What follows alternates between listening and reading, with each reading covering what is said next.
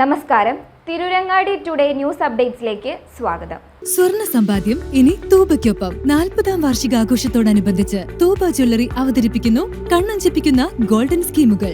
5000 രൂപയിൽ തുടങ്ങുന്ന മാസ നിക്ഷേപ പദ്ധതി മുതൽ പ്രത്യേക മംഗല്യ ആനുകൂല്യങ്ങൾ നേടാം. പണിക്കൂലിയില്ലാതെയും പണിക്കൂലിയിൽ രജിസ്റ്റർ ചെയ്യാനും കൂടുതൽ അറിയാനും 908491 നിങ്ങളുടെ ഇഷ്ട സ്വർണ്ണമണിയാം ഇഷ്ടം പോലെ.